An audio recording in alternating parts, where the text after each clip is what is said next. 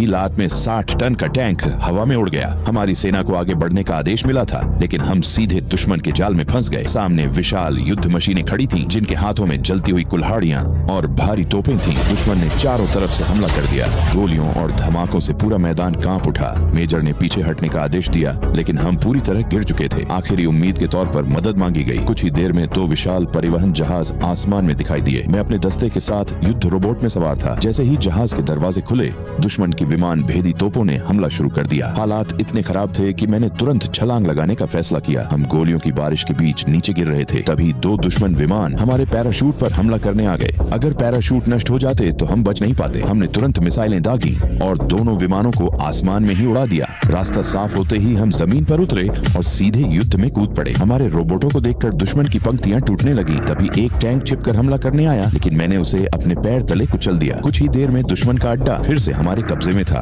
रात को जीत का जश्न चल रहा था, लेकिन तभी एक भयानक धमाके ने सब कुछ बदल दिया। धमाके की लहर ने मुझे दूर फेंक दिया और मैं बेहोश हो गया। जब मेरी आंख खुली, तब तक नई लड़ाई शुरू हो चुकी थी। आग और धुएं के बीच से एक सफेद युद्ध रोबोट बाहर आया। यह दुश्मन का जवाबी हमला था। मैंने अपनी टीम को अलग अलग मोर्चों पर भेजा और खुद उस सफेद दानव का सामना करने निकल पड़ा। लेकिन लड़ाई शुरू होते ही हमारी टीम का एक रोबोट एक ही वार में तबाह हो गया। ये देखकर सबके होश उड़ गए। हमारे साथी ने गुस्से में गोलियां बरसाईं, लेकिन सफेद रोबोट बिजली की तरह हर हमले से बच गया। दूसरे सैनिक ने उसका रास्ता रोकने की कोशिश की,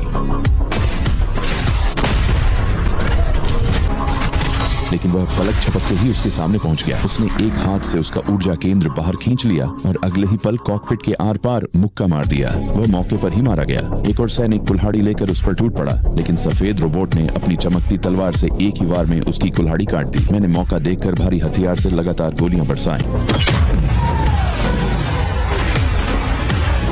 धुआं पूरे मैदान में फैल गया। कुछ पल के लिए लगा कि शायद वह खत्म हो चुका है, लेकिन जब धुआं हटा तो वह अब भी खड़ा था। अगले ही पल उसने मशीन गनों से गोलियों की बारिश शुरू कर दी और अपनी चमकती तलवार मेरे रोबोट के सीने में घुसा दी। अलार्म लगातार चीख रहा था, लेकिन बहुत देर हो चुकी थी। वह मेरे सामने खड़ा था, तलवार ऊपर उठाए। मैंने आखिरी बार आसमान की तरफ देखा और पहली बार लगा कि शायद यही मेरा अंत